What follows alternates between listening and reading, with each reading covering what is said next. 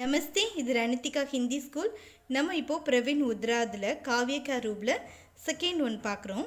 साहित्य शब्द की व्युत्पत्ति बताकर साहित्य की परिभाषा लिखिए और साहित्य की क्या व्यापक और संकुचित अर्थ स्पष्ट कीजिए. இதில் என்ன கேட்டிருக்காங்கன்னா சாகித்யோட சொற்கள் இருக்கு இல்லையா, அது இலக்கிய சொற்கள் சொற்களோட உற்பத்தி எப்படி உருவாச்சு, சாகித்யத்தோட டெஃபினிஷன் பரிபாஷனா டெஃபினிஷன் எழுதுங்க.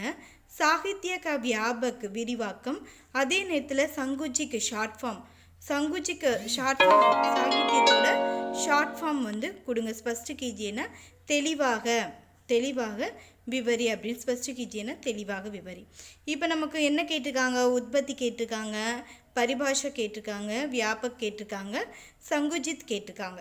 இப்போ நாளையும் நம்ம என்ன பண்ணணும், ஹெட்டிங்காக போட்டுக்கணும். கடைசியில் உபசங்கார் மட்டும் நாளையும் ஹெட்டிங்காக போட்டுட்டு நம்ம உபசங்கார் மட்டும் எழுதணும்.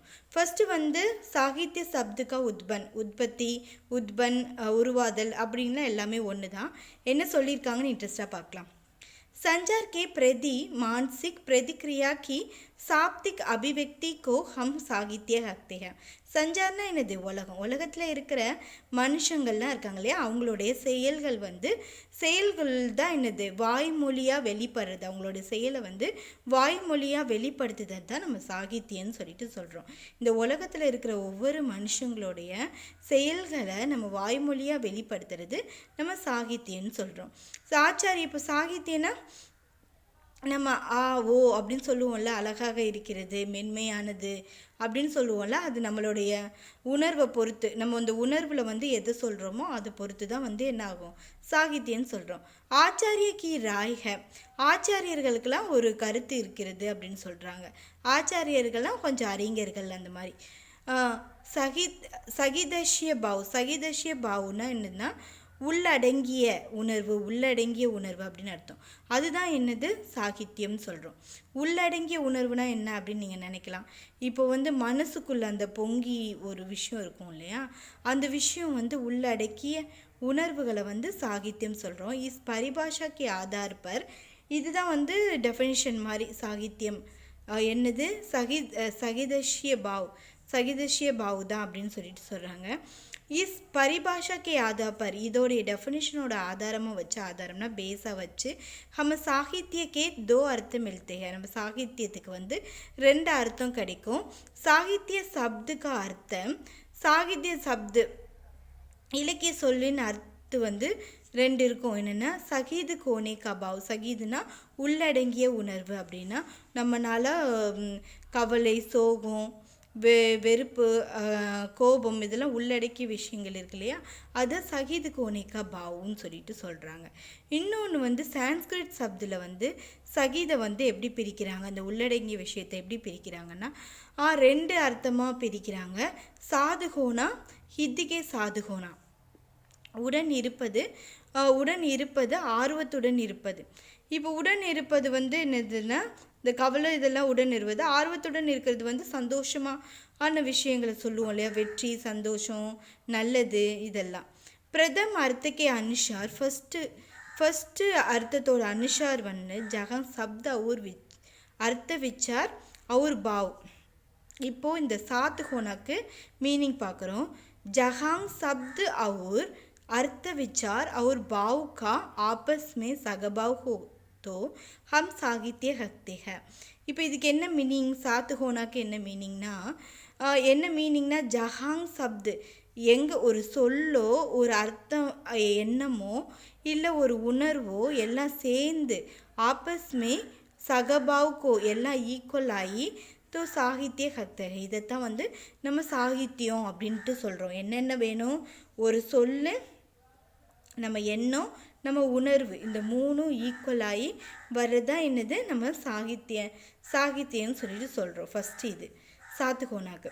தூஷி அர்த்தசே அனுஷார் சாகித்ய உசிக்க ஹக்தேக, இந்த மாதிரி சொல்லுது. ரெண்டு அர்த்தம் அனுஷார்னா தூஷி அர்த்தம் சாகித்யத்தை பேஸ் பண்ணி இந்த மாதிரி சொல்லுது. என்ன சொன்னால் மானோ ஹித்துக்கா சம்பாதன் ஹித்துக்கா சம்பாதனா ஆர்வத்துடன் சொல்கிறது.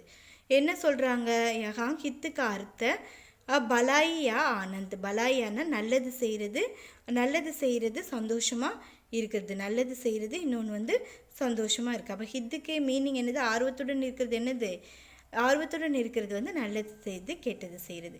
இப்போ இதில் ரெண்டில் என்ன புரிஞ்சுக்கிட்டோம் அப்படின்னு பார்த்தோன்னா, நம்ம வந்து நம்மளுடைய செயல்முறை தான் வந்து சாகித்யன்னு சொல்கிறாங்க. அதை வந்து வாய்மொழி சொற்களாக சொல்கிறது வந்து சாகித்யன்னு சொல்கிறாங்க. அதுக்கு வந்து ரெண்டு விஷயம் கொடுக்குறாங்க. ஒன்று வந்து உள்ளடக்கிய விஷயம், ஒன்று ஆர்வத்தோடு இருக்கிற விஷயம்.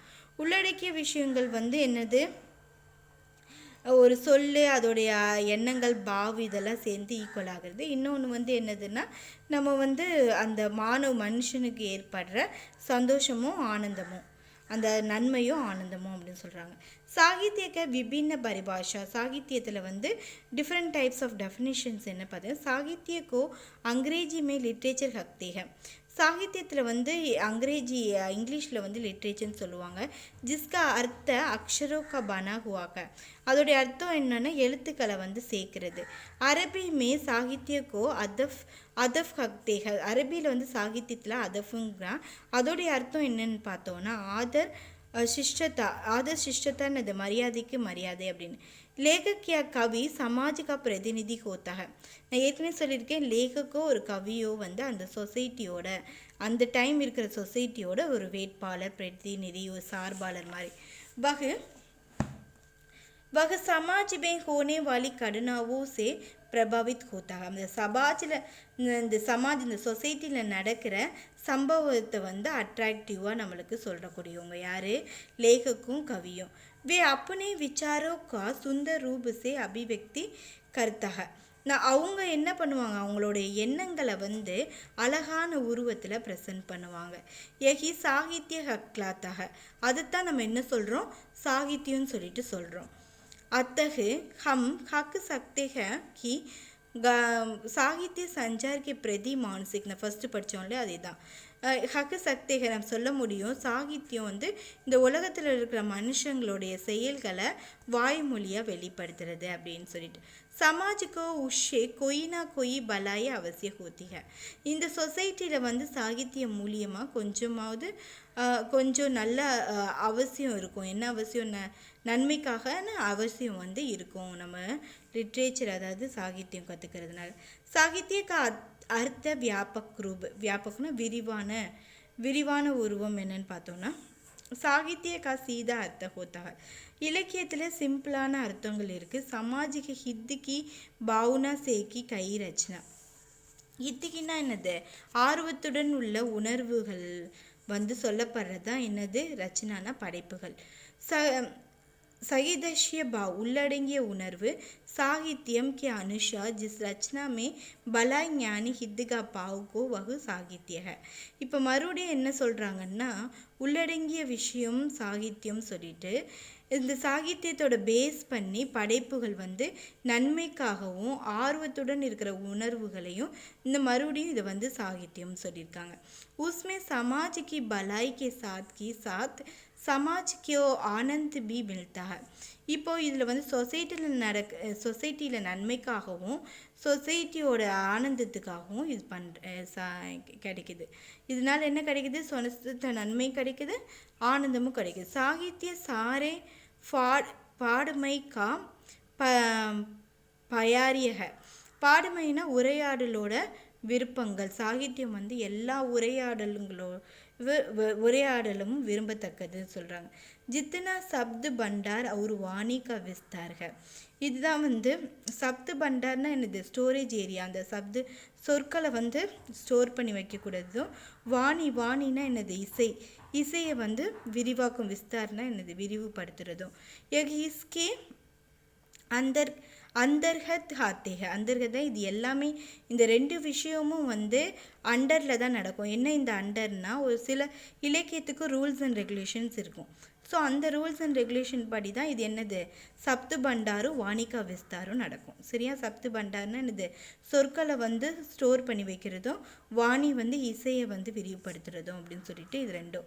விஞ்ஞான் சம்பந்தி சயின்ஸு, கணித் மேக்ஸ் சம்மந்தப்பட்டது, ட்ரீட்மெண்ட் சம்மந்தப்பட்டது, கம்பெனி சம்மந்தப்பட்டது, சபி ரச்சனாயே சாகித்ய கா அந்தர்கத் கா அந்தர்கத் கா ஜாத்தி ஹை. இப்போ இது எல்லாமே வந்து இலக்கியத்தோட கட்டுப்பாடில் தான் போகும், இலக்கியத்துக்குன்னு உள்ள கட்டுப்பாடுகளை தான் போகும். இது வந்து रूल्स एंड रेगुलेशंसकुள்ளே தான் வரும். उपन्यास कहानी नाटक काव्य आदि भी साहित्य के अंतर्गत आते हैं. சரியா? இப்போ இதுவும் வந்து இதுங்கெல்லாம் என்னது, இப்போது சாகித்யம் எப்படி இருக்கோ அதுக்கு அண்டரில் தான் இதுவும் வரும். சாகித்ய சாப்திக் ரச்சனம். இப்போ அண்டருங்கிறது என்னது, ஒரு விஷயம் வந்து என்னது இப்படி தான் இருக்கணும், இதுக்கு மேலே வந்து இந்த விஷயம் தாண்டக்கூடாது, இவ்வளோ இதில் தான் வரணும் அப்படிங்கிறது இருக்கும் இல்லையா. ஒரு விஷயத்தை பெருசாகவும் சொல்லிடக்கூடாது, தவறாகவும் சொல்லிடக்கூடாது. ஸோ அதுக்கு என்ன ரூல்ஸோ அதுபடி தான் அது வரும் சாகித்யம் சொல்லியிருக்காங்க. சாகித்ய சாப்திக் ரச்சனா கா வாச்சக் है जिसका कुछ ना कुछ ही प्रयोजन को.